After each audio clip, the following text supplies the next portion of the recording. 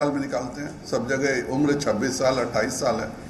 यह एक पूरी योजना बनी कि हम एक तो सेना को ज़्यादा नौजवान करेंगे, दूसरा इसमें बहाली ज़्यादा से ज़्यादा करके आम नागरिकों में अगले 10 साल में 35 साल के कम उम्र की हमारे पास एक 10 लाख की अलग से रिजर्व फोर्स हो जाती। और यह चाइना इसी ढंग से चलता है, इजराइल इसी ढंग से चलता है, इंग्लैंड इसी ढंग से चलता है। जब कभी भी देश पे संकट आए तो ये जो हमारे पास 10 लाख 12 लाख की एडिशनल फोर्स जो सामान्य कारोबार, सामान्य काम, दूसरी नौकरियों में रहती, उनको अगर देश पे कभी संकट आए तो हाथों हाथ लेकर के देश की रक्षा की लड़ाई के लिए उनको हम लोग भागीदार कर सकते हैं। और यह विश्व के 30 देशों में यह योजना चलती है, 30 अच्छे देशों में।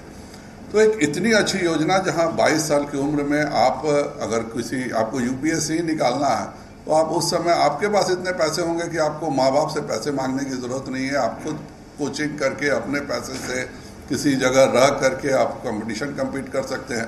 आपको आर्मी में ही रहने की इच्छा है तो आप आर्मी में क्वालिफाई हो सकते हैं। दूसरे नौकरियों में यह पूरा एक था कि बच्चे जो है वो ग्रेजुएशन भी कर लें और ग्रेजुएशन के साथ एक स्किल्ड हो। और यह कोई नई योजना नहीं है, मैं तो पेशे से डॉक्टर हूँ। हम लोग के यहाँ शॉर्ट सर्विस कमीशन वर्षों से चली आ रही है। और अगर यहाँ की बात करें तो ये डॉक्टर कैप्टन दिलीप सिन्हा हैं, डॉक्टर कैप्टन विजय शंकर सिंह हैं, ये लोग क्या हैं? ये लोग शॉर्ट सर्विस कमीशन के थे, इसीलिए इतने सीनियर डॉक्टर, इतने बड़े डॉक्टर होकर के भी कैप्टन हैं। तो जाहिर बात है वो शॉर्ट सर्विस कमीशन में थे। तो इसको इस रूप से प्रचारित करना कि यह कोई मनरेगा योजना है, चूँकि समझते नहीं है। एक माननीय राहुल गांधी जी हैं, एक पूछा गया था एनसीसी क्या, तो कहे थे कि मैं पूछ के बताऊंगा। तो जिसको एनसीसी का नहीं पता है वह यह पहले ही डिसाइड कर लेता है कि यह अग्निवीर करके कोई योजना है जिससे दिक्कत है। और जो कुछ भी बिहार में घट रहा है वह जाहिर बात है कि यह छात्रों के द्वारा नहीं हो रहा। इसके पीछे एक पूरी मशीनरी लग करके जिस ढंग से घरों को जलाया गया है, जिस ढंग से रेलवे को जलाया गया है, बिल्कुल टारगेट करके, जिसको मन में देश सेवा का जज्बा रहेगा वह अपनी बात दानापुर रेजिमेंट में रखेगा, न कि घूम घूम करके ट्रेन जलाने का काम करेगा। यह एक बड़ी साजिश है। 3 दिन से जो प्रशासन की भी भूमिका रही है वह अभी बिल्कुल अच्छी नहीं रही है। प्रशासन का काम होता है कहीं पे भी, एक कल तक हम लोगों ने गलती से भी नहीं सुना कि कहीं पे किसी को लाठीचार्ज किया गया हो, किसी को टीयर गैस हो गया हो। अगर मेरे मधेपुरा कार्यालय की बात करें तो 300 पुलिसकर्मियों के रहते उस कार्यालय को जलाया गया। हमारा नवादा कार्यालय को भी जब तोड़ा गया तो वहाँ पुलिसकर्मी थे। तो कहीं ना कहीं प्रशासन की भी स्थिति बहुत ही दयनीय कल तक रही है। और इस तरह से प्रशासन अगर एक्टिव नहीं रहेगा, आज एक्टिव रहा है तो बहुत कुछ देखने को मिला। ये जो भी कर रहे हैं यह बिल्कुल गुंडागर्दी हो रही है। इसमें अगर किसी को नौकरी को लेकर के कोई शंका आके हम लोग से बात करता है, 5 दिन में एक भी सांसद नहीं है जिसने मुझसे कहा हो कि उसके यहाँ कोई डेलीगेशन मिला और उसने कहा कि मेरे को ये दिक्कत है, सॉल्व कीजिए। यह एक किसान आंदोलन का भी ऐसे ही एक अच्छी योजना को इन्होंने कर दिया। आज फिर उसी तरह से ये लोग सोच रहे हैं कि इस देश में अराजकता फैला करके विरोधी दल शासन कर सकते हैं। सच्चाई सभी के सामने आज नहीं तो कल आ ही जाती है। और इस योजना का लाभ जितने युवाओं को मिलेगा, इन सबों को केवल तुषारापात होगा।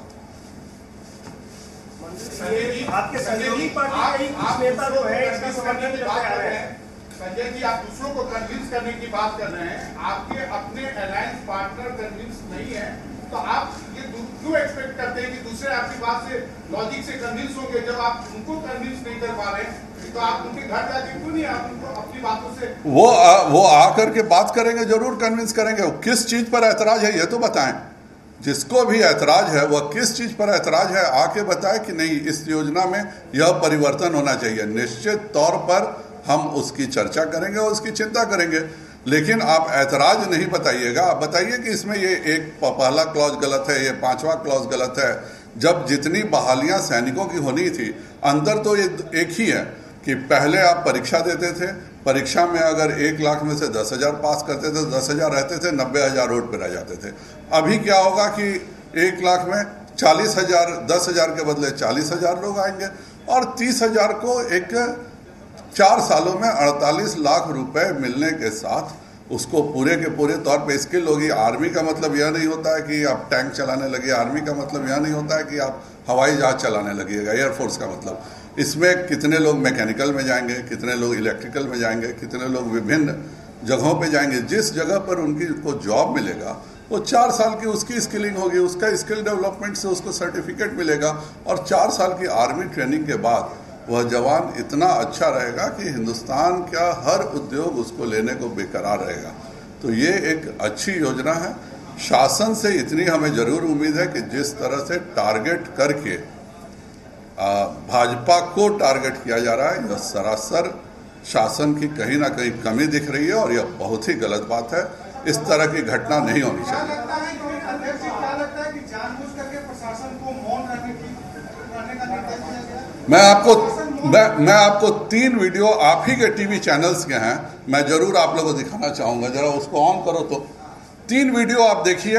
मुझे नहीं लगता इसके बाद मुझे कुछ कहने की होगी। आप ही में से किसी चैनल का 3 वीडियो है, तो आप एक बार देख लीजिए। आपको शर्मिंदगी महसूस नहीं हो रही है कि आप बिहार में अध्यक्ष हैं, आप सत्ता में हैं और आपके इतने दफ्तर, इतने नेताओं पर इतने आज तक कभी हमला नहीं हुआ था, हमला हुआ और आप सरकार में भी। जाहिर बात है हिंदुस्तान में कहीं नहीं हुआ है और किसी जगह जहां बंगाल हो, झारखंड हो, जहां हमारी सरकारें नहीं हैं, वहां भी अगर इस तरह की घटना नहीं घट रही है तो ये एक गहरी साजिश है और प्रशासन को हर हालत में इस साजिश को खोलना होगा कि क्यों ऐसे हो रहा है।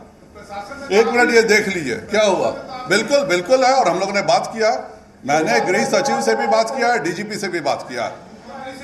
मुख्यमंत्री जी के सामने हम लोगों ने रखा, उप मुख्यमंत्री वो बात करेंगे। एक संगठन के अध्यक्ष के तौर पे मैंने गृह सचिव और डीजीपी दोनों से बात किया। जरा ये दिखाइए। बेटिया से बड़ी खबर आपको बता दें, संजय जायसवाल के घर को उड़ाने की कोशिश की गई है। बिहार बीजेपी अध्यक्ष संजय जायसवाल के घर पर हमला हुआ है। उपद्रवियों के घर के पास फेंका था सिलेंडर।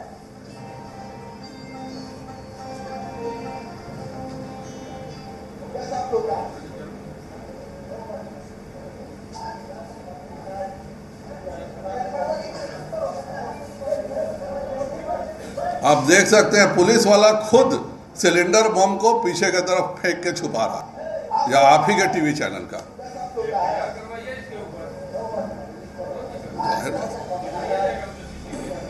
तमाम जानकारी के साथ संवाददाता धनंजय फोन लाइन से जुड़ चुके हैं। धनंजय, ये छात्रों के नाम पर जो बवाल काटा जा रहा है, क्या आपको लगता है छात्र इस तरह से विरोध करेंगे? अगला दिखाइए। पुलिस आपकी पूरी कर रही है, पूरी भीड़ चली जा रही है, हाथ में डंडा है, जो गाड़ी मिल रही है उसको फोड़ते चले जा रहे हैं।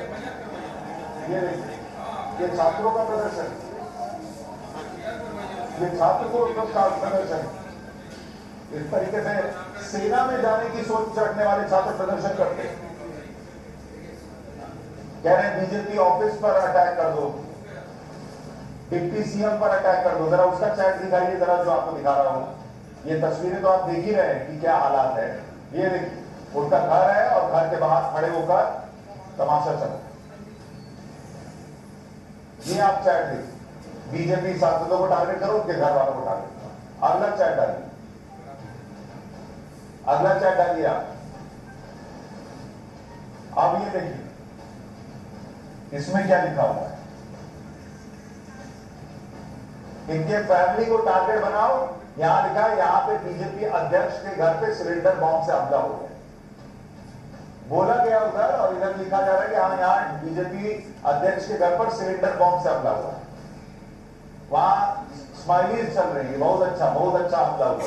ऐसा ही करो, यहाँ पे डिप्टी सीएम के घर पे भी हमला हुआ है, उसकी भी जानकारी दी जाएगी। लिखा जा रहा है बस जोश हाई रखो और पीछे मत हटो। लिखा जवाब में आ रहा ऑलवेज। देख रहे चैट, ये पूरी साजिश जो है वो इस देश को जलाने की थी, ये साफ साफ दिखता है।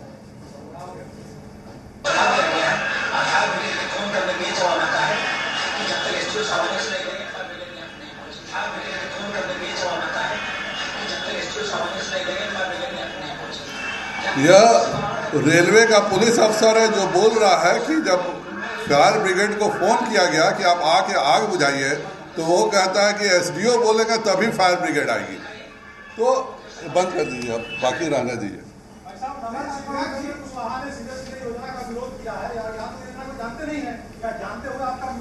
देखिए, विरोध करने का हक किसी को भी है, विरोध करने में कोई बुराई नहीं है, हम सब अलग अलग दल के हैं, लेकिन इस तरह से प्रशासन के द्वारा व्यक्तियों को टारगेट करना, प्रशासन के द्वारा एक खास पार्टी के दफ्तरों को जलाने कर रहा, और 300 मधेपुरा में जो हुआ है 300 पुलिस दर्शक बन करके बैठी हुई है, क्या पुलिस पे कार्रवाई हो रही है?